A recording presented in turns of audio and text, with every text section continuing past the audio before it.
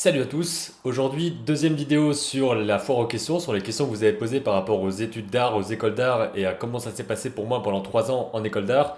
Donc la première, elle est dans la description, dans la fiche en haut à droite, j'espère que je montre bien la droite, normalement c'est bon. Voilà, on va commencer direct par les questions, je suis posé comme tout à l'heure, le boule de vache est de retour, la petite Sor Pellegrino, l'introduction très étrange. Mais on commence directement avec les questions. Donc il y en a certaines que j'ai enlevées parce que c'était des répétitions des choses de la vidéo précédente. Donc je voyais pas trop l'intérêt de revenir dessus. Ça parlait de est-ce qu'il fallait forcément avoir un niveau en dessin et tout. On en parle dans la dernière vidéo, donc vous le savez si vous avez vu. Je vais essayer de faire plus concis pour pas vous prendre une demi-heure comme l'autre fois. Donc on va commencer directement avec la question de Luigi Fredo qui nous dit je voudrais aller en école d'art et je me demandais si une prépa serait utile ou pas. En gros, est-ce qu'on est obligé d'avoir recours à un passage avant les écoles d'art, comme une mana ou une prépa, ou est-ce qu'on peut y aller directement? Donc ça va dépendre de ce que tu veux faire en gros. Enfin, de ce que tu veux faire et surtout du niveau que tu as actuellement. Est-ce que tu penses que tu as besoin d'une mise à niveau en art appliqué, donc ça c'est la mana, ou alors d'une préparation spéciale? Dans certaines écoles, tu as une prépa qui est directement dans l'école. Je sais que c'est au Gobelin, je crois qu'il y a la prépa juste avant. Il y a d'autres écoles où il y a une prépa avant, où tu peux intégrer de la prépa qui te prépare plus ou moins au concours d'entrée pour entrer dans l'école en elle-même. Donc si tu penses que tu as besoin d'une remise à niveau, tu le fais. Ça peut te former aussi plus spécifiquement à ce qui va se passer dans telle école précise. De mon côté, j'ai juste fait un bac scientifique, sans option art, sans rien du tout. Je me formais à côté avec des vidéos, en dessinant, en lisant des trucs. Et ensuite, j'ai passé directement les concours de Nancy, de Metz. J'ai été pris à Metz, on reparlera de Nancy tout à l'heure, pour arriver aux Beaux-Arts de Metz. Donc ça dépend du parcours que tu veux faire et du niveau que tu as actuellement et de ce dont tu as besoin. Mais si tu as besoin d'une prépa, c'est une bonne solution. Ça dure un an, si je ne me trompe pas, un an ou 2 ans. Et ensuite, bah, tu es formé complètement à être dans la bonne école. Donc ça peut être super intéressant de faire ça. Ensuite, on a la question de Cyriane Rago. C'est peut-être pas cool que je regarde de ce côté-là. Je vais débrancher mon ordi. Voilà, donc là c'est du direct, hein. Je sais même pas si vous m'entendez encore. Hop, voilà. Donc la question de Cyriane Rago, ou Kyrian, ou Kyrian, on s'en fout. Enfin, on s'en fout. Je dis pas ça pour toi, mec, mais je pense que je vais encore dire des conneries aujourd'hui. Comment ça se passe dans une école des beaux-arts? Est-ce qu'on a des cours de dessin, de réflexion, ou est-ce qu'on fait que des projets tout au long de l'année? Bah en fait c'est les deux, tu fais des projets tout au long de l'année, tu as différents projets par rapport à différents cours. Je crois, en première année, si ça n'a pas changé, normalement ça n'a pas changé depuis que je suis là, en première année tu as de la perspective, tu as par exemple de la couleur aussi, où c'est des choses plus théoriques, où tu vas devoir faire pas mal d'exercices et d'apprentissage. Tu as aussi d'autres choses où tu seras plus libre de faire plein de projets. Mais en gros, dans toute ta durée de vie aux Beaux-Arts, dans tout ton cursus, tu vas juste faire plein de projets tout le temps sur différents trucs qui t'intéressent ou qui t'intéressent pas parfois. Il va falloir aussi les détourner pour faire un truc qui t'intéresse. Mais sinon, en tant que tel, il y a une autre question derrière qui s'appelle, enfin, de Rav Goku, qui a dit comment ça se passe l'enseignement en école d'art. Vous avez des cours théoriques aussi. Est-ce que c'est plus basé sur la pratique? Le diplôme sera focalisé davantage sur des projets personnels. Il n'y a pas d'épreuves écrites. Parce que nous, à la fac, c'est très théorique. Donc je sais qu'à la fac, c'est très théorique. C'est pour ça aussi que je suis pas allé. Je m'étais déjà dit que si j'avais pas mes concours de beaux-arts, j'aurais pris peut-être un an. Je sais pas si ça se serait fait, mais en tout cas, je pensais faire ça. Donc cette question-là, elle complète un petit peu celle de la personne précédente. En gros, comment ça se passe aux beaux-arts au niveau des cours et de comment ça fonctionne. Vous avez des cours, donc je disais dans la vidéo précédente qu'il y avait 8 heures de cours par jour, qu'en gros c'était différents ateliers qui allaient se succéder, différents cours, différentes matières. Il y a de la théorie, par exemple il y a de la philosophie, de l'anglais, de l'histoire de l'art. Donc ça, ce sont les trois matières théoriques. Et ensuite vous avez des matières avec de la pratique derrière, mais forcément vous devez aussi faire des recherches théoriques pour nourrir vos projets, pour construire ce que vous allez faire comme projet, comme pièce, comme œuvre. Donc ça, bah, on va dire que c'est vraiment complet à ce niveau-là, je pense, dans les écoles d'art. C'est que vous avez les deux qui se complémentent. Il faut forcément rechercher au niveau de la théorie, il faut forcément aussi avoir des références en termes de théorie, ne pas, comment dire, réussir à savoir ce qui s'est passé avant qu'on soit là pour pouvoir s'ancrer là-dedans, pour pouvoir mener notre projet tout en sachant ce qui a été fait avant. Donc il y a pas mal de choses au niveau de la théorie et de la pratique. Ça allie les deux, il n'y a pas un qui est plus que l'autre. Enfin si, c'est quand même beaucoup plus basé sur la pratique, parce que la théorie, vous allez l'apprendre en complément de votre pratique, et ça va servir à votre pratique. Donc en gros voilà, théorie, pratique, les deux. Ensuite, on a Shirayuki qui dit comment fonctionnent les cours, extérieur-intérieur, donc ça je sais pas ce que tu veux dire. Les profs vous apprennent quoi? Et c'est quoi les matières que vous apprenez? Est-ce que vous êtes beaucoup par classe? Vous touchez un peu à tout? Il faut être déjà expérimenté pour entrer en école d'art? Personnellement, tu comptes faire quoi après? Donc il y a plein de questions d'un coup. Voilà, il m'a dit, j'en sais rien. beaucoup de questions, mais j'ai besoin de savoir. Donc comment fonctionnent les cours? Comme dans n'importe quelle école, j'imagine. Vous arrivez au cours, vous avez des projets, il y a plus ou moins beaucoup de projets par rapport à la matière en question. Il y a des matières où vous avez un projet par semaine, d'autres matières où vous avez un projet par mois, d'autres matières où vous avez un projet sur l'année que vous allez construire petit à petit. Ça dépend vraiment des trucs. Ensuite, extérieur, intérieur, je ne sais pas ce que tu veux dire, donc je ne peux pas trop répondre. Les profs vous apprennent quoi? En gros, ils nous apprennent soit de la théorie par rapport à l'histoire de l'art, à la philosophie, ils nous apprennent à parler anglais, soit ils nous apprennent des choses plus pratiques, comment peindre, comment dessiner, comment faire des choses avec des outils numériques. Et ensuite, nous, on se sert de tout ça pour raconter ce qu'on a envie de raconter et pour construire les pièces qu'on veut construire. Donc c'est vraiment tout ça l'objectif. Si je devais résumer l'objectif des écoles d'art, ou en tout cas de l'école d'art où je suis, c'est de faire de nous des auteurs. Pas simplement des artistes, pas simplement des gens qui vont savoir faire techniquement les choses, mais des gens qui vont être capables d'avoir un point de vue sur quelque chose et de mettre en place les bonnes choses en termes plastiques. Quand on dit en termes plastiques, c'est du côté concret, enfin je veux dire avec du dessin, avec de la peinture, avec de la sculpture, avec une application. De manière plastique, comment est-ce qu'on va concrétiser notre message, notre enjeu, notre problématique, et comment est-ce qu'on va réussir à la communiquer aux autres gens, à ceux qui vont regarder ce qu'on va faire. Donc ça, c'est tout l'objectif, c'est de faire de vous des auteurs. Et les profs, ils sont là pour vous aider à ça. On s'en rend pas forcément compte au début. En première année, j'avais un peu de mal avec ça. Je trouvais qu'on faisait beaucoup trop de choses qui n'avaient pas grand rapport parfois avec ce que je voulais faire. Par exemple, en cours de couleur, il fallait vraiment faire des trucs techniques au niveau de la peinture et ça me saoulait pas mal. Mais ensuite, il y a des choses qui ont pu se libérer en année 2, en année 3. J'ai pu vraiment faire, surtout en année 3, faire complètement ce que je voulais et avancer correctement dans mes projets. Donc parfois, il faut aussi être patient et savoir subir, entre guillemets, les choses un petit peu moins attrayantes et qui nous stimulent moins, mais qui peuvent servir par la suite, ou même parfois qui ne servent pas du tout. C'est juste qu'on les a faites, ça a permis de passer au palier suivant, et il faut juste être assez motivé pour se dire, ok, le palier suivant, il vaut le coup, et j'ai besoin d'aller jusque-là, donc je vais me faire chier un peu dans cette matière-là, jusqu'à arriver au truc que je veux. C'est les petits paliers comme ça à passer, on va dire c'est comme des niveaux dans un jeu vidéo.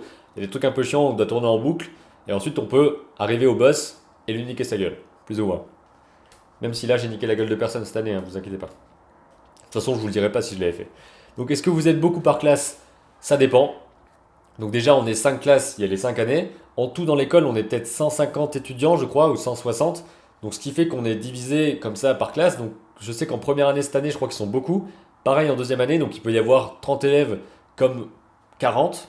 Ça dépend de combien de personnes sont rentrées dans l'école, ça dépend de combien de personnes partent entre deux années. Je sais que cette année, par exemple, en troisième année, il y a beaucoup de monde qui ont tenté d'autres choses, donc qui ont tenté d'autres écoles, qui ont été pris dans d'autres écoles. Ce qui fait que dans les...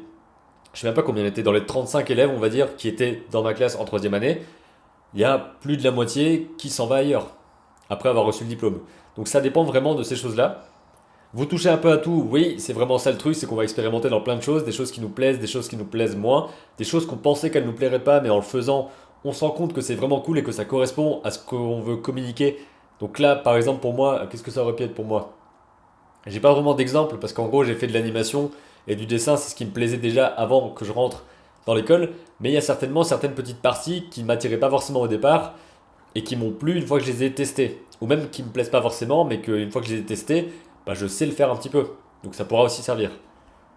Donc personnellement, tu comptes faire quoi après? Je suis chargé de communication, on va dire que c'est ça le nom officiel, à TVPaint Développement. En gros, TVPaint, c'est le logiciel d'animation dont j'ai déjà parlé. Quand je fais des tutoriels sur l'animation, c'est avec TVPaint que je le fais parce que je l'ai depuis quelques mois maintenant, depuis même un an en fait.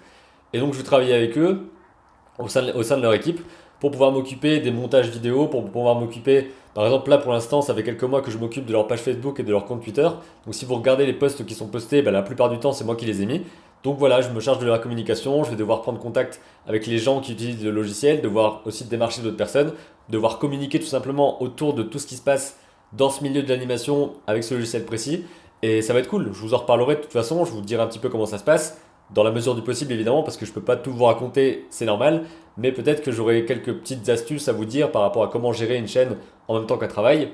Donc ça, on aura le temps de le voir. Ensuite, je passe à la question suivante, qui est celle de Boreas.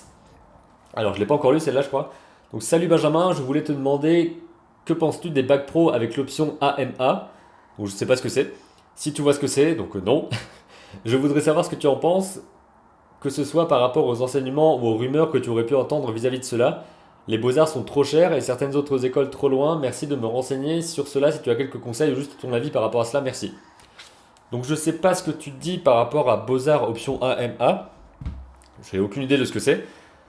Je peux pas te dire si c'est bien ou pas. En tout cas, par rapport aux Beaux-Arts qui sont trop chers, les Beaux-Arts c'est un petit peu le moins cher que j'ai trouvé. Personnellement, comme je vis à Metz, que je suis dans la métropole de Metz, j'ai payé mon année, je crois que les dossiers c'était 380 € ou quelque chose comme ça. Comme je suis boursier, je crois qu'il y a un truc que j'ai pas payé. En gros, c'est quand même beaucoup beaucoup moins cher que les écoles privées qui coûtent plusieurs milliers d'euros l'année. Mais forcément, même à la fac, tu auras un prix d'entrée, tu auras un prix d'inscription. Donc, il n'y aura pas d'école où tu vas rien payer du tout, si je me trompe pas. À part peut-être dans certains échelons de bourse ou je sais pas trop quoi. Donc, par rapport à ça, je te dirais plus globalement de définir ce que tu veux faire. Où est-ce que tu veux travailler? Qu'est-ce que tu as envie de développer? Est-ce que tu aimes bien le dessin? Est-ce que tu aimes bien la photographie? Est-ce que tu aimes bien plutôt concevoir des choses ou plutôt raconter une histoire avec différents éléments? Essaye de définir ce qui t'intéresse le plus ou alors expérimente. Pour expérimenter, t'es pas forcément obligé d'être dans une école, même si une école c'est un endroit où tu peux vraiment, vraiment expérimenter plein de trucs et c'est pas seulement que tu peux, mais c'est qu'avec les différentes matières, les différents profs et tous les élèves autour qui font aussi plein de choses, t'es obligé d'expérimenter beaucoup.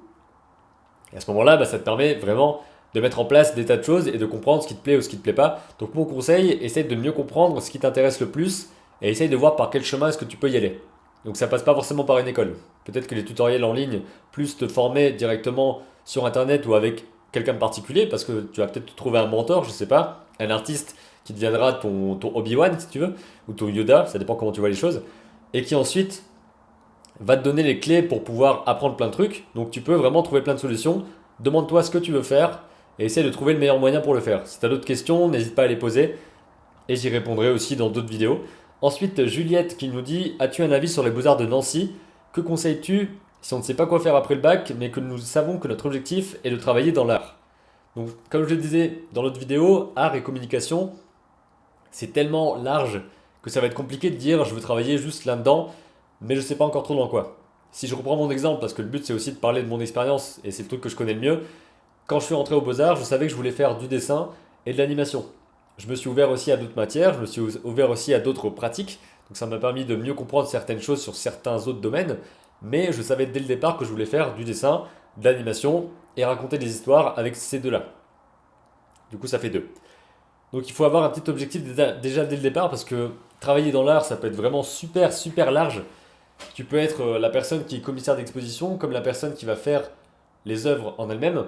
Donc ça peut être très très différent. Concernant les Beaux-Arts de Nancy, j'ai une toute petite expérience par rapport à ça parce que dans mes concours que j'ai passé donc au lycée, donc ça c'était... Alors si je suis rentré en 2014, en septembre 2014 aux Beaux-Arts de Metz, ça veut dire que je les ai passés vers avril-mai 2014. J'ai passé le concours de Beaux-Arts de Nancy, des Beaux-Arts de Metz. Et je me suis rendu compte que Metz, c'était beaucoup plus petit. Donc c'était une structure plus réduite et ça m'a beaucoup plus plu. À ce moment-là, j'avais 17 ans aussi, donc du coup, j'étais peut-être plus impressionné par Nancy. Nancy, ça m'a semblé beaucoup plus énorme, avec beaucoup plus de profs, je suis pas sûr, mais en tout cas beaucoup plus d'élèves. Et ça m'a semblé, c'est peut-être simplement une impression parce que je sais pas, j'ai pas étudié là-bas, ça m'a semblé cool durant les portes ouvertes, avec les étudiants qui discutaient, etc. Et ensuite, pendant les concours d'entrée, je me suis senti un petit peu oppressé rien que par tout l'espace qu'il y avait. Donc j'ai pas d'autre avis que ça. Peut-être que Nancy c'est très bien, mais en tout cas j'ai pas pu essayer. Je sais juste qu'au concours d'entrée, j'ai pas été pris et ça m'a semblé un petit peu trop. Donc voilà mon avis sur les Beaux-Arts de Metz, de Nancy je veux dire, mais je peux pas en dire plus. Ensuite, Steven qui nous dit pourquoi doit-on forcément justifier chacun de nos choix? J'ai passé un oral pour la fin de mon BTS DG, donc je sais pas ce que ça veut dire DG, il y a peu et on m'a reproché un choix personnel. Pourquoi les écoles d'art souhaitent pouvoir donner une justification à absolument tous nos choix sous prétexte d'être un créateur de concept? Donc en gros, pourquoi est-ce qu'il faut justifier tout ce qu'on fait? J'ai l'impression que tu dis deux choses différentes dans ton paragraphe 1, enfin dans ta phrase 1 et dans ta phrase 2, parce que dans la première chose, tu dis que on t'a embêté sur un choix personnel. Un choix personnel, on peut pas vraiment t'embêter dessus. C'est un choix, tu dis j'ai fait ce choix-là pour telle raison. Et voilà, j'ai fait ce choix, donc on part de ce principe-là, et je vous dis pourquoi est-ce que j'ai fait ce choix-là. Mais à mon avis, il faut forcément justifier ce qu'on fait parce que ça peut pas être gratuit. Par exemple, dans mes projets, je vous ai parlé dans la vidéo, enfin dans une des vidéos précédentes de mon projet de diplôme et de comment est-ce que je l'ai présenté. J'avais un film avec du dessin animé à l'intérieur. J'avais envie de faire un film, j'avais envie de faire de l'animation, mais il y avait un thème autour de ça qui collait à ce que je voulais raconter. Il y avait une raison pour laquelle j'ai utilisé telle matière, il y a une raison pour laquelle j'ai filmé de telle façon. Donc tout ça, même si on n'en est pas forcément conscient quand on le fait, c'est surtout après en fait. Après coup, une fois que tu as ta pièce, parfois, bah, tu vas réfléchir à pourquoi est-ce que tu as fait ça comme ça. J'ai l'impression de me cracher dessus en permanence. Tu vas réfléchir à pourquoi est-ce que tu as fait ça comme ça. Et c'est à ce moment-là que tu vas devoir justifier les choses. Et ça me paraît assez normal de devoir justifier parce que si tu as un travail d'artiste, il faut savoir dire pourquoi est-ce que tu fais tel ou tel choix. Parce que faire des choix, c'est vraiment le truc le plus important en fait. Et il ne faut pas que ce soit fait au hasard, il faut qu'il y ait une raison. Ça ne veut pas dire qu'il y a forcément une raison du style j'ai fait ça en bleu et pas en rouge parce que le bleu exprime la mort de machin, parce qu'en fait dans mon... C'est pas obligé d'être ça, mais il faut expliquer tes choix. Et c'est super important de choisir et de savoir défendre ton choix. Donc ça me paraît pas bizarre en fait. Ça dépend comment on te l'a dit, peut-être qu'on te l'a mal dit, peut-être qu'on t'a dit ça d'une façon où tu avais l'impression d'être attaqué par rapport à ton choix, mais c'était peut-être juste un moyen de te demander, ben justifie en fait, raconte-nous pourquoi est-ce que tu veux nous parler de ça de cette façon. Et c'est là que je me commence à parler un peu trop. Donc buvons.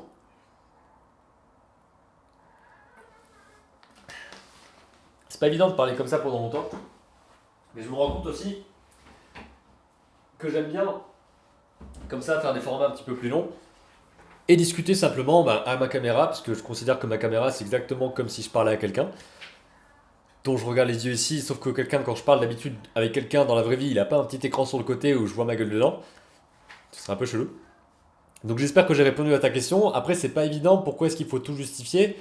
Il y a une question qui arrive juste au-dessus, je l'ai mise exprès au-dessus, qui complète peut-être un petit peu ça. Donc c'est Loupé qui dit que penses-tu de la surintellectualisation de l'art à laquelle on peut être Je vais me reprendre. Que penses-tu de la surintellectualisation de l'art à laquelle on peut être fréquemment confronté dans ces milieux?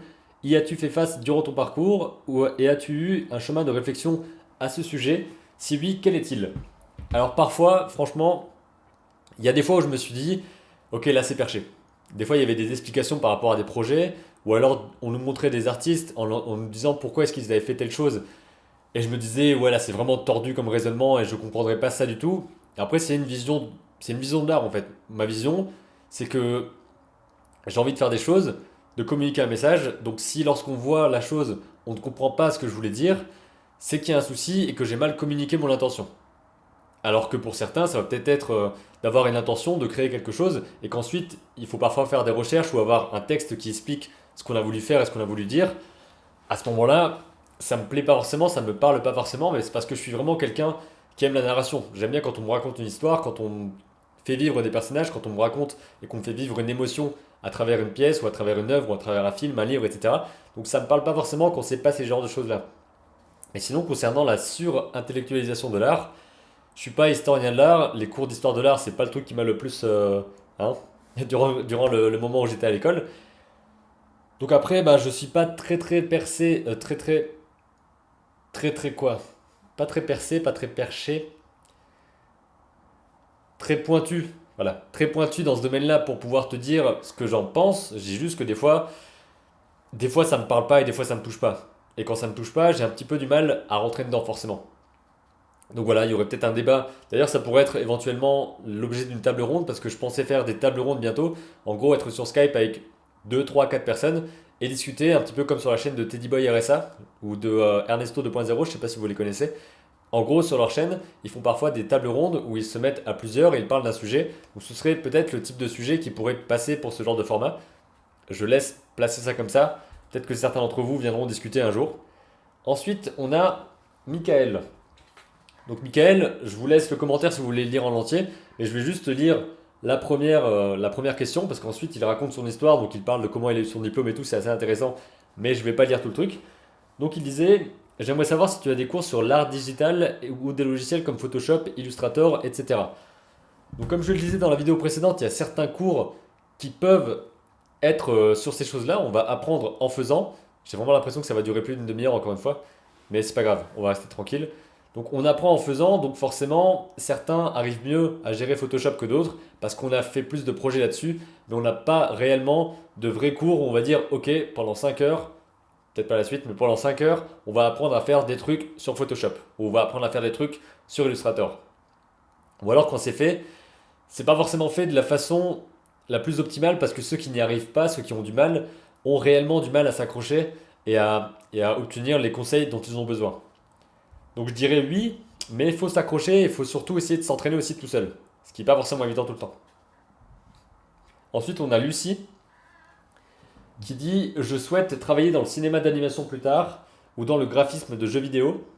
Je vais passer en terminale S cette année, donc j'ai fait pareil. Où me conseilles-tu d'aller après le lycée? Quelle est ton opinion sur les écoles d'art privées? Quels sont les avantages et inconvénients des filières privées publiques? Merci beaucoup. Alors, bon, déjà par rapport à la terminale S, comme je l'ai dit, moi je suis passé par là, j'avais aucune option art et c'est juste que je travaillais à côté pour avoir plus de connaissances et plus de pratique dans ça et ça n'a pas posé de problème. Donc on peut très bien aussi se former tout seul, avoir un diplôme qui n'a rien à voir et passer quand même dans ce genre d'école. Ensuite, où est-ce que je te conseille d'aller? Ça dépend ce que tu veux faire, tu me parles de cinéma d'animation ou de graphisme de jeux vidéo. À ce moment-là, ça pourrait être bien d'aller dans une école de cinéma d'animation. Donc faire un, je crois que c'est un DMA. Je sais plus, je crois que le diplôme en question c'est un DMA. Donc il y a plein d'écoles qui font ça, il y a des écoles plus ou moins chères, des écoles plus ou moins cotées. Donc c'est-à-dire qui ont une plus ou moins grande valeur auprès des gens qui recrutent. Ça ne veut pas dire que tous les étudiants sont mauvais dans les écoles qui ont moins de cotes. C'est juste que au niveau du prestige de l'école, c'est pas la même chose. Donc concernant les écoles d'art privé, les écoles publiques privées, je le disais, moi j'étais dans une école publique, donc c'est en plus c'est une école régionale parce que c'est l'école supérieure d'art de Lorraine, ça dépend pas de l'État parce que bah déjà ça coûtait moins cher que les autres trucs, que les autres écoles que je pouvais pas me permettre d'aller, dans lesquelles je pouvais pas me permettre d'aller. Mais ça m'a pas empêché de faire plein de choses différentes, d'obtenir un boulot par rapport à ce que j'aime, de pouvoir développer les choses que j'aime. Donc plutôt que se concentrer réellement sur l'école en question, il vaut mieux se concentrer sur ce que tu veux faire toi et sur comment est-ce que tu peux le mettre en place. C'est sûr que dans certains cas, certaines écoles spécialisées pourront mieux t'aider, mais si tu peux pas claquer 5 000 à 6 000 € l'année au minimum, hein, parce que là je te parle des frais d'inscription à l'école, des frais de l'école, mais si c'est à Paris, va te loger pendant 3 ans à Paris. Donc c'est vraiment des trucs énormes. Ça peut être compliqué, et il y a d'autres alternatives comme se former en ligne et comme commencer tout seul dans son coin qui peuvent être mieux et t'éviter de faire un crédit de 30 000 €.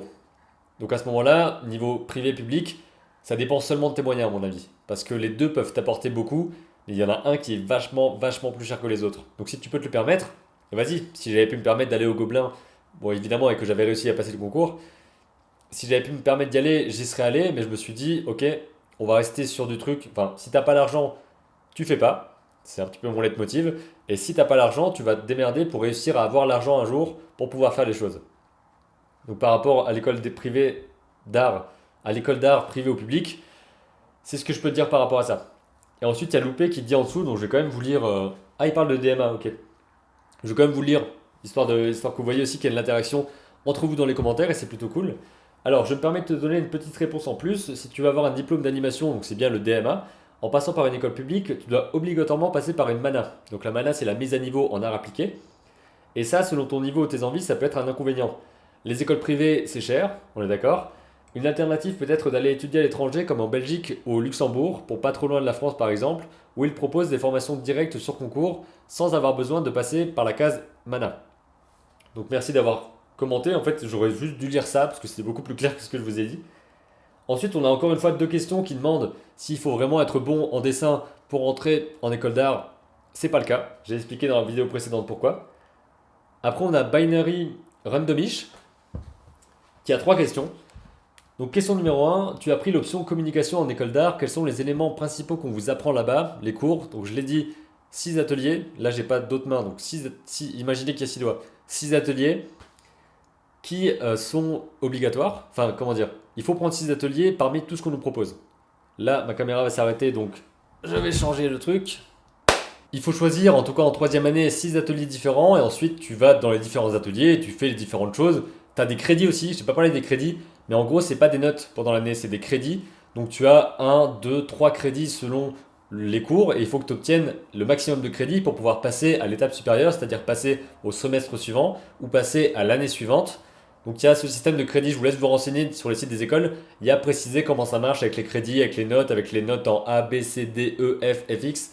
Enfin, A, B, C, D, E, FX. FX, ça veut dire que c'est la merde.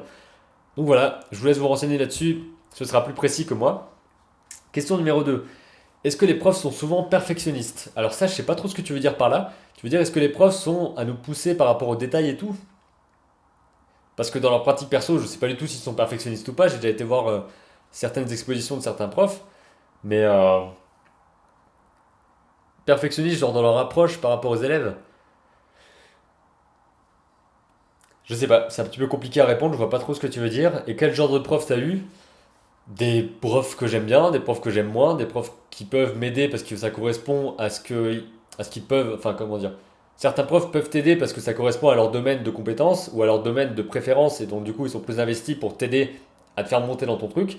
Certains autres profs, ça, ce que tu fais, ça les intéresse pas vraiment.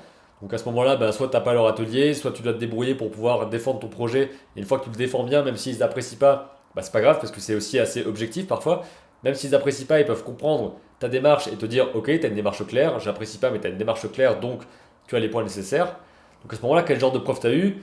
Comme partout, des bons, des moins bons, des que t'aimes bien, des que t'aimes moins. Et voilà, en gros, c'est des profs, donc c'est des gens, donc c'est des. Enfin, il n'y a pas vraiment grand mystère là-dedans.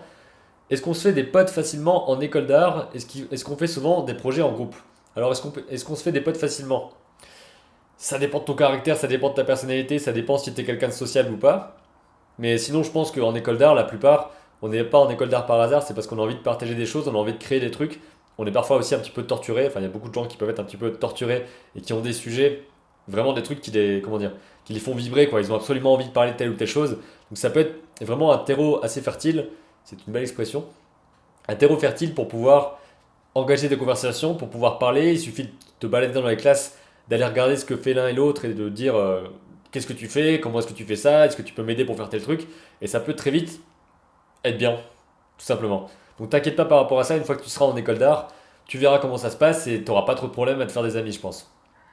Enfin, je dis ça, mais je te connais pas, hein, mais on va dire que c'est pas forcément hyper compliqué. Tu peux facilement aller parler aux gens, surtout qu'il y a des sujets qui sont déjà là, quoi. C'est qu'est-ce que tu fais comme projet, pourquoi est-ce que tu fais ça, est-ce que tu peux m'aider sur tel truc, qu'est-ce qui te plaît, tu vois quelqu'un qui est en train de lire un livre, tu te dis pourquoi est-ce que tu lis ça, moi aussi j'aime beaucoup ça. Enfin, c'est assez facile, entre guillemets, de pouvoir parler aux gens parce que c'est tous des passionnés qui ont atterri en école d'art parce qu'ils sont passionnés par ça. Et toi aussi. Donc, tu peux discuter.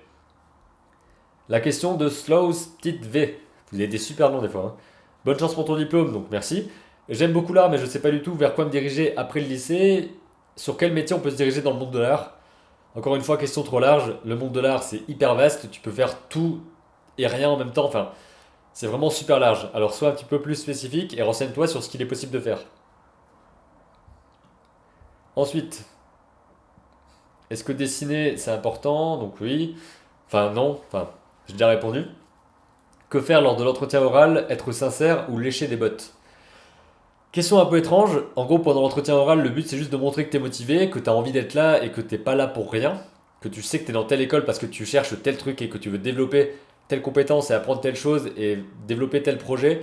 Évidemment, c'est pas obligé d'être très précis. Quand je suis arrivé, j'ai dit bonjour, je fais de l'animation, voilà quelques extraits. J'ai envie de continuer à dessiner, à faire de l'animation, je suis motivé à fond. Et voilà, plus ou moins. J'avais pas de projet, j'ai pas dit oui, en fait, dans 3 ans, je ferai un projet sur mon père et mon grand-père avec la mine et le fusain et tout. Ça vient après ça, donc vous vous inquiétez pas par rapport à ça. Si vous n'avez pas un enjeu fort, si vous n'avez pas une problématique, si vous n'avez pas une thématique, personne ne va vous en vouloir. Vous êtes en train de sortir du lycée ou de sortir d'une prépa, vous n'avez pas encore tout le bagage, que ce soit au niveau de la théorie ou au niveau même de l'âge, en fait, de la maturité, d'avoir le bagage de savoir ce que vous voulez raconter, de mieux savoir ce que vous voulez faire.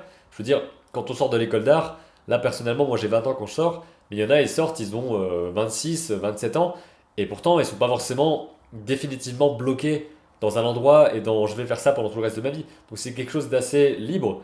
Alors pendant l'entretien oral, il faut juste montrer que tu es motivé et que tu as envie, ben, t'as envie d'être dedans, quoi. C'est surtout ça en fait, être toi-même et montrer que tu peux être vraiment quelqu'un qui va déjà s'intéresser à ce qui se passe à l'école, mais aussi qui va être intéressant pour les autres. Que tu vas faire des projets intéressants, en gros. Alors, Kizane ou Kizane, qui dit qu'entends-tu par école d'art, c'est tellement vaste, il y a les écoles d'art appliquées, le graphisme, la 3D.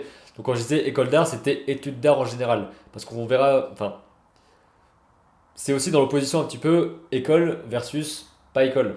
Formation en école versus formation tout seul avec des formations en ligne et tout. Donc c'est ça ce que j'entendais par études d'art. C'était le bâtiment, l'établissement où tu vas étudier avec des élèves et des profs. Globalement, c'est ce que j'ai appelé études d'art. Peut-on accéder aux Beaux-Arts après une filière STD2A?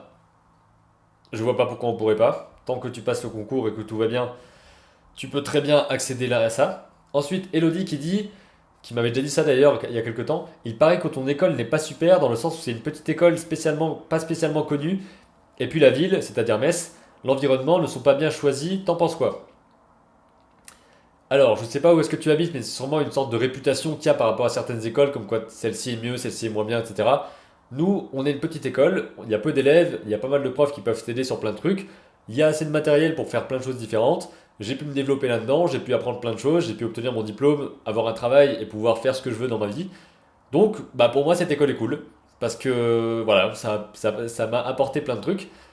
Et sinon, dans le sens où, comment ça c'est moins bien, enfin, je suis pas spécialement attaché émotionnellement à l'école, je vais pas dire c'est la meilleure du monde ou j'en sais rien, mais c'est un cadre où tu peux apprendre plein de choses, où tu peux te développer correctement, où tu peux sortir de là avec des compétences, avec un bagage, avec des œuvres, avec un travail.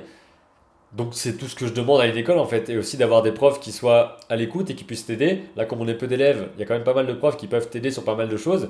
Il y a aussi assez de profs pour que tu puisses en trouver au moins deux ou trois qui sont vraiment, comment dire, je parle pas de compétences de prof là, je dis vraiment quelques profs où t'es plus à l'aise avec ce prof-là et où tu peux davantage construire un truc parce que, comment dire, je sais pas comment dire, c'est une question de caractère aussi, où tu corresponds davantage à certains profs qu'à d'autres, comme avec certains élèves. Donc forcément, à ce moment-là, tu vas pouvoir t'élever davantage dans ce que tu fais, mais je pense pas que l'école change énormément de choses. Ça, c'est plus au côté statistique de quelle école a le plus haut taux de réussite ou quelle école a le plus de tel truc dans tel domaine, enfin j'en sais rien du tout. Pour moi, l'école, je l'ai dit dans la vidéo précédente, c'est un gros tuto. C'est une sorte de groupe où il y a plein de gens dedans. C'est un gros tuto où tu vas apprendre plein de trucs. Et ensuite, tu vas ressortir avec plein de choses et tu vas pouvoir mélanger ça comme tu veux et faire ce que tu veux derrière. Mais évidemment, il faut savoir être assez fort. Quand je dis fort, c'est pas fort au niveau des compétences. C'est fort aussi au niveau émotionnel, fort au niveau stratégique aussi, on peut dire, au niveau de comment est-ce que tu communiques autour de ce que tu fais pour pouvoir partager ce que tu fais, donner envie à des gens de venir voir ce que tu fais. Et ça, peu importe l'école, il faut aussi savoir se former tout seul par rapport à ça. Donc voilà, je pense pas que mon école soit la meilleure ni que ce soit la pire. C'est une école où on peut apprendre plein de trucs et c'est plutôt cool. Et ben je fais ce que je veux dans ma vie maintenant grâce à ça. Donc voilà, j'en suis content. Amandine qui dit que penses-tu des écoles privées hors contrat? Donc ben, c'est super cher. D'après toi, quels sont les problèmes pour se réorienter par la suite? Comment ça? Tu veux dire quand tu fais une école et qu'ensuite tu fais autre chose? Je sais pas, j'ai pas trop eu affaire à ce genre de problème, mais je sais qu'il y en a qui font plusieurs écoles, qui vont ensuite dans une autre école, qui arrêtent ça, qui font ça, qui machin. Donc je pense pas que ce soit un très gros problème de se réorienter, mais le mieux c'est vraiment de se poser la question de qu'est-ce que tu veux faire. Oui, je l'ai répété là déjà trois quatre fois, mais qu'est-ce que tu veux faire et où est-ce que c'est le meilleur endroit pour le faire? Et aussi considère aussi le fait de le faire toute seule, de pouvoir apprendre toute seule. Je suis très partisan de ça. Du côté se former tout seul et se former pendant toute sa vie. Alors, Dylan qui dit: mon rêve est de réaliser des films d'animation. Je me suis inscrite à l'ESMA. Donc, l'ESMA, je crois que c'est l'école supérieure des métiers artistiques qui se trouve à Montpellier. Il y a peut-être une école aussi de ça à Toulouse. Bon, du coup, si je me gourre pas, encore une fois. Et mon prof de philo, qui connaît pas mal le milieu artistique, m'a dit que j'aurais mieux fait de passer par un diplôme d'art appliqué. Est-ce que les écoles privées qui te ruinent valent mieux que les écoles publiques? Alors, est-ce qu'il vaut mieux passer par une école d'art appliqué? Pas forcément. Tu peux très bien rentrer à l'ESMA après un bac scientifique, j'imagine. Donc là, c'est pour ça que je vois pas trop le souci. Il n'y a pas vraiment de chemin tout tracé pour dire bah, il faut tel truc pour rentrer dans telle école, puis tel truc. Tu passes un concours. Donc si t'es bon dans le concours et que t'as le minimum au niveau du diplôme, que t'as un bac, s'il demande un bac, bah, t'as un bac, n'importe lequel. Ensuite, tu peux rentrer dedans si t'es bon, évidemment, si tu peux rentrer dedans. Mais il n'y a aucun problème par rapport à d'où tu viens au départ, je pense. Et sinon, est-ce que les écoles privées valent mieux que les écoles publiques? Peut-être éventuellement au niveau de la formation spécialisée, parce que les écoles privées, il y a peut-être comment dire, certaines écoles privées, comme par exemple les écoles d'animation, c'est peut-être beaucoup plus poussé en termes de technique d'animation, mais il y a certaines écoles aussi publiques ou pas chères d'animation qui peuvent aussi t'apprendre beaucoup de trucs. Et sinon, c'est peut-être en termes de réseau que ça peut éventuellement être mieux. Parce que dans les écoles privées, il y aura peut-être plus d'intervenants cotés, entre guillemets. Donc des intervenants qui sont déjà en train de travailler dans des studios, des intervenants qui sont des réalisateurs. J'en sais rien en fait, hein, je suis pas dans ce genre d'école, donc je sais pas comment ça se passe. Mais peut-être des intervenants plus cotés, qui ont plus de poids dans le milieu et qui permettent d'avoir plus de réseau. Donc On dit que souvent dans les écoles privées, ce qu'on paye davantage, c'est les réseaux. C'est pas forcément l'apprentissage, c'est le fait de. Comment dire? Tu te dis, je sors de telle école, et forcément, tu as directement l'image de l'école qui va être collée sur ta tronche, et ça peut t'aider si c'est une école qui est bien cotée. Mais en tant que telle, je sais pas trop quelles sont les différences. Est-ce que ça vaut mieux dans certains cas peut-être, mais dans tous les cas, c'est toi qui vas faire la différence. Si tu bosses assez, si tu fais ce que tu veux et que tu arrives à te développer et à dire ok, moi je veux faire ça, je vous montre que j'arrive à faire telle chose et je vais tout défoncer là-dedans, à ce moment-là tu peux y arriver. Même si tu n'as aucun diplôme et que tu n'as pas fait une étude d'art. Si tu arrives et que tu dis voilà, je fais ça et qu'on dit ok, ce que tu fais ça démonte, tu vas être embauché, tu vas pouvoir vendre, enfin bref, tu vas réussir. C'est juste une question aussi d'état d'esprit et de qu'est-ce que tu fais par rapport à ce que tu produis, quoi. Ensuite, il reste deux questions. Donc, je vais refaire une petite pause. Alors là, voilà, hop. Je vais refaire une petite pause boisson parce qu'il commence à refaire très chaud. Là, on commence à être l'après-midi, donc c'est un petit peu chaud patate.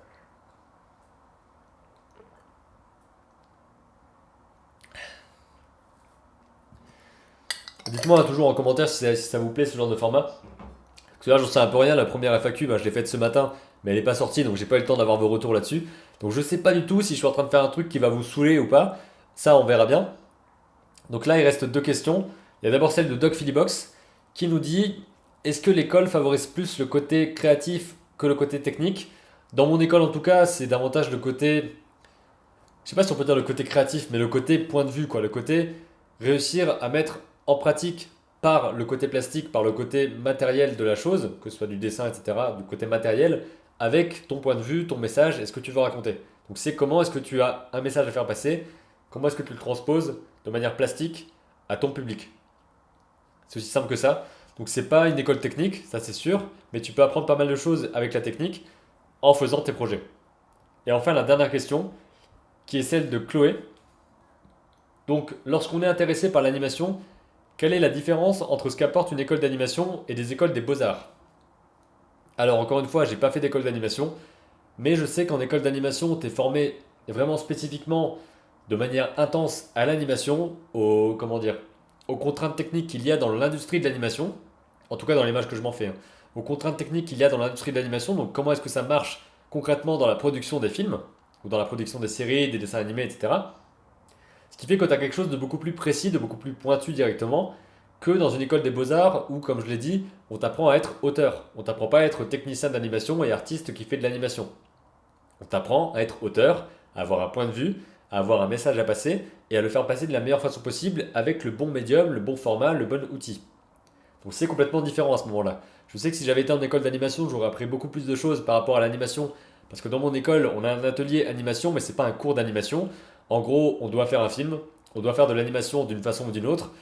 Et le prof est là pour nous aider si on a besoin d'avoir quelques conseils ou quoi. Mais c'est pas du tout un cours d'animation où on va te dire bon alors on va apprendre à faire une balle qui rebondit pour apprendre le mouvement, pour apprendre à comment faire pour étirer les choses. Ensuite, on va faire un bonhomme qui marche pour apprendre à faire ça. Ça n'a rien à voir avec ça. Alors que j'imagine que c'est plutôt ce qu'on apprend en école d'animation. Donc ça m'aurait plu de faire ce genre de choses. Mais je sais que là, perso, je suis content d'avoir pu développer une pratique de l'animation aux Beaux-Arts. On va dire qu'aux Beaux-Arts, tu as beaucoup d'autres pratiques qui vont se mélanger à ça. Tu as beaucoup d'autres expérimentations qui vont se mélanger à ça. Et ça pourra nourrir ta pratique de l'animation. Mais si tu veux vraiment être en mode hardcore animation, ça peut être plus compliqué de faire ça aux Beaux-Arts. Ou en tout cas, il faut apprendre aussi à côté à construire tout ça. Donc ensuite, on a une autre question, une autre réponse, pardon, parce que c'était la dernière question, de Loupé, qui encore une fois a partagé sa réponse. Donc, on va la lire encore une fois, parce que ça risque d'être intéressant. Je peux déjà t'apporter une réponse si tu veux, étant donné que je viens de faire un an aux Beaux-Arts Arba SA, donc ça doit être le nom de l'école, avant de me rendre compte que ce n'était pas du tout ça qui m'intéressait, et je me redirige justement vers l'animation. Pour moi, la grande différence, que je n'ai pas été foutu de comprendre avant d'y être, c'est qu'aux Beaux-Arts, on ne cherche pas spécialement à faire développer ta technique, mais plutôt ta pratique personnelle et plastique. C'est carrément ça. Pour grossir le trait, c'est pas aux Beaux-Arts que tu apprendras à dessiner. Après, il me semble que ça peut être variable selon les écoles. Dur d'en trouver une qui correspond un peu à ta vision des choses. Mais pour ce qui est des écoles d'animation, il y en a qui font ce consensus entre plastique et technique, comme la Cambre par exemple, où tu auras vraiment une grande indépendance et peut-être même pas assez, de soutien de la part du corps enseignant. Donc voilà, cela varie pas mal selon les écoles et au cas par cas, au niveau des élèves aussi. Tout dépend de tes attentes. Donc je pense que ça conclut bien ces vidéos FAQ. Tout dépend de vos attentes. Si vous cherchez une école technique, si vous cherchez une école plutôt dans la pratique personnelle et dans comment développer un point de vue d'auteur, si vous cherchez une école qui sera plutôt spécialisée animation, une école spécialisée dessin, une école spécialisée photographie, une école spécialisée design, ou une école où vous allez apprendre à toucher à tout et à devenir un auteur, c'est différent. C'est vraiment différent. Si vous voulez vous êtes plutôt dans la pratique ou plutôt dans la théorie, ça va vraiment varier. Donc là, je vous ai donné un petit, comment dire, un petit bloc d'expérience sur les 3 ans que j'ai passé entre 2014 et 2017 aux Beaux-Arts de Metz. Donc déjà, c'est les Beaux-Arts, donc c'est différent des autres écoles d'animation, etc. Ensuite, c'est les Beaux-Arts de Metz, donc c'est différent des Beaux-Arts de Nancy, des Beaux-Arts de Rennes, des Beaux-Arts de Reims. Je ne sais même pas s'il y a des Beaux-Arts là-bas. J'imagine que oui, mais voilà. Donc c'est différent à chaque fois de tout ça. C'était simplement un petit ressenti personnel de ce que j'ai pu faire là-bas. En tout cas, pour finir cette vidéo FAQ, je suis très content d'avoir fait ces 3 ans-là parce que j'ai pu rencontrer plein de personnes. J'ai pu aussi faire beaucoup de choses différentes et pouvoir développer vraiment beaucoup ma pratique et ce que je voulais faire. Donc il y a vraiment beaucoup de choses qui se sont passées pendant ces 3 ans. Je ne sais pas si je vais faire d'autres vidéos sur le sujet parce que j'ai l'impression que j'ai déjà tourné pas mal autour des trucs. On verra, peut-être que j'aurai des choses à vous dire ou des choses à vous montrer. Peut-être que je reviendrai sur les projets que j'ai fait en première année. On verra bien ce qu'on pourra faire. En tout cas, j'espère que j'espère que ces FAQ vous auront plu, que ça vous aura intéressé. Même si c'était très long, j'espère que j'ai pas été trop chiant à écouter et que ça a pu répondre à certaines de vos questions. Si vous en avez d'autres, bah, vous pouvez toujours les poser dans les commentaires et je pourrai toujours y répondre ou faire une autre vidéo spécifique sur ce sujet. Voilà, je vous dis à bientôt pour une nouvelle vidéo. Je vous dis à bientôt pour une nouvelle vidéo. Je vais reboire parce que j'ai très très très chaud. Donc j'espère que ça vous a plu. D'ici là, comme d'habitude, créez vos images.